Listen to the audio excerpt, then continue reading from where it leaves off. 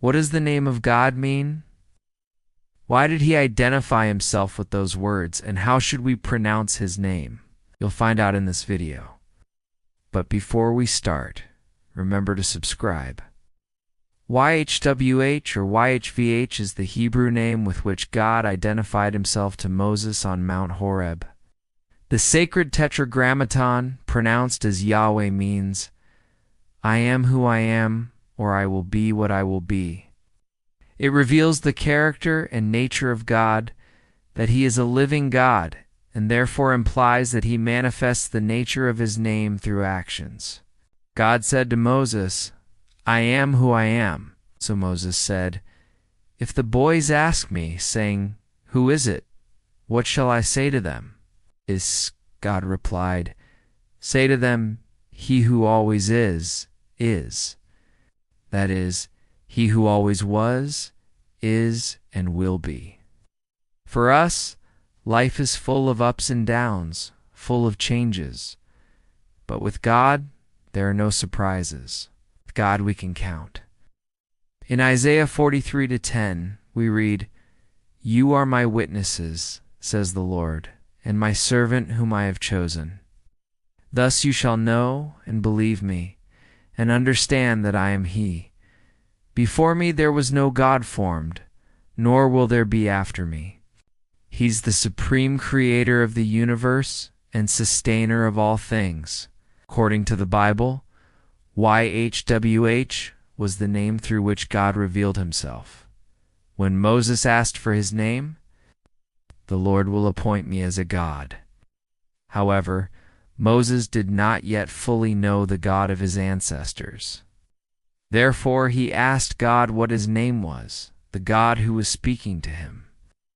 Say to the children of Israel, the God of your father, the God of Abraham, the God of Isaac, and the God of Jacob, the God of Israel, he has sent me to you.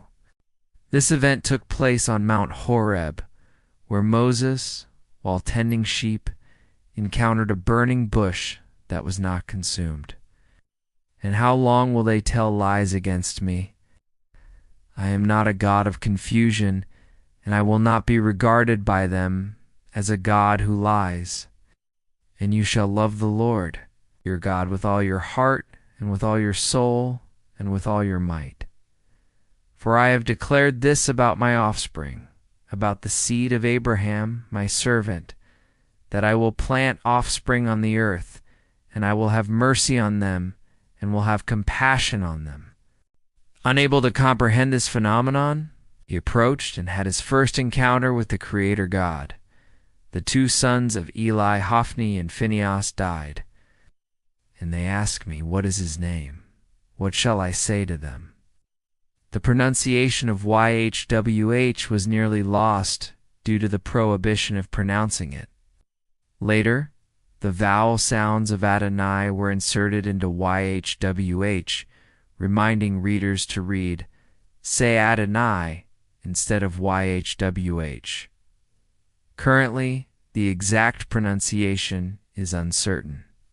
Thus, there are several translations of the name of God. Yahweh, Yahweh, Jehovah, Jehav, Yehweh, Yehweh, etc. Then God said to Moses, I am who I am. Till next time, walk with God and bless God. Thus you shall know and believe me and understand that I am he. Before me there was no God formed, nor will there be after me.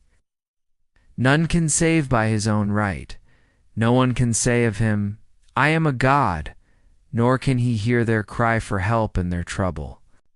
That I have established an eternity and everlasting covenant day and night over the offspring of Abraham, over Isaac and Jacob for them. I will restore all their judges. And he said, Thus you shall say to the children of Israel, I am has sent me to you, and spoke to him, saying, Speak to the children of Israel, and tell them the feast. Hearken to me, O Israel, and I will speak. God is one, no other God besides him. The Lord spoke again.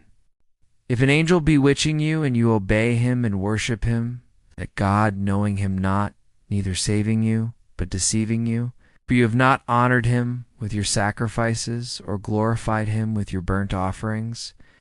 I am the Lord your God, who brought you up out of the land of Egypt, so that you may know no other gods before me. None can save by his own right.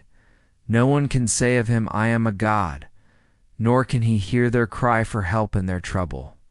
In Psalm 103, verse 19, we read, The Lord has established his throne in heaven, and his kingdom rules over all. Man cannot contain God within categories or definitions. Human language is insufficient to define God's immensity. To speak of God is to enter the infinite, to cross the limits of finitude, to try to encompass the immeasurable. In Isaiah 55, verses 8 to 9, we read, My thoughts are nothing like your thoughts, says the Lord, and my ways are far beyond anything you could imagine. For just as the heavens are higher than the earth, so my ways are higher than your ways, and my thoughts higher than your thoughts. This means that God's kingdom is eternal and universal. Nothing will happen to make it disappear. It's not just a name, but a declaration of his attributes, an expression of his essence. The name of God, YHWH, refers to God and his relationship with men, to his covenant promises. But let's take a closer look at this name. In this declaration, there's a depth that invites us to contemplate, a vastness that invites us to adore, and a mystery that invites us to trust. He is the one through whom all things that exist came into being, is the one who always has been, is, and will be eternally. There's no trace of time in his existence. Before time began, he already was. He doesn't walk through time. He simply is. Time can't touch him because he's outside of it. Only God has the fullness of existence. Only God can possess life in himself. As creatures, we live from that divine overflow, from that energy of God that he pours into the created world. This is the reason for our dependence. There are many names of God in the Bible, each with a specific meaning and revelation. Each of them contributes to a deeper knowledge of God. However, the name YHWH stands out as the name par excellence, the name that reveals God's identity, and the name that summarizes the essence of God. In this context, it's important to highlight the following points about the meaning of the name of God, YHWH. God is the eternal. Without beginning or end, the Lord is self-existent. God is immutable.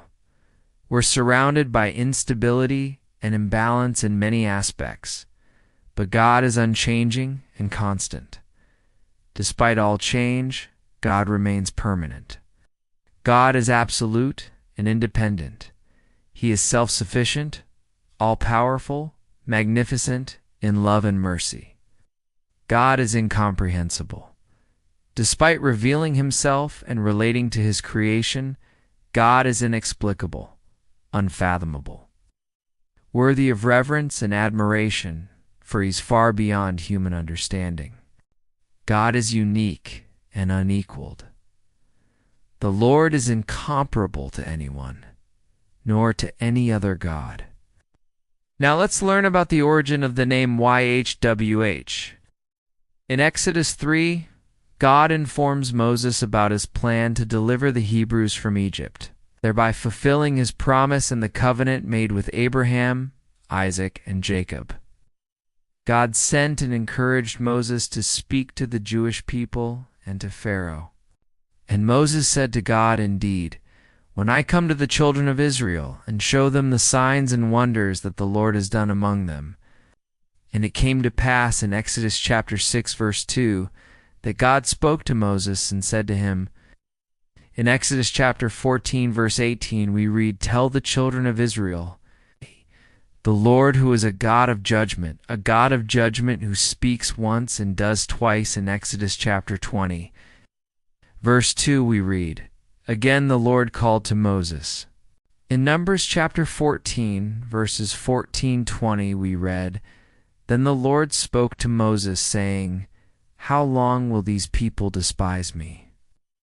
In Deuteronomy chapter 6, verse 4 or 5, we read, "Hear, O Israel, the Lord our God, the Lord is one."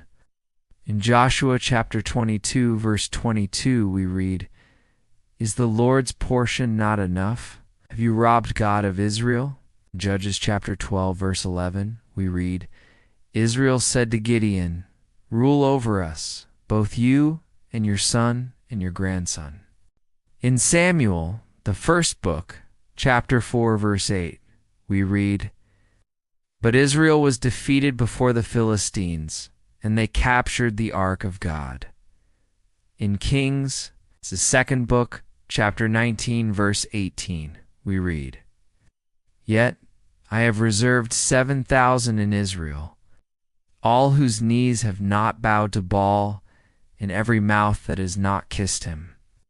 In Isaiah chapter 43, verse 10, we read, "You are my witnesses, says the Lord, and my servant whom I have chosen." Finally, let's answer the question, how do you pronounce the name of God? So this is the name of God in the Hebrew language, YHWH.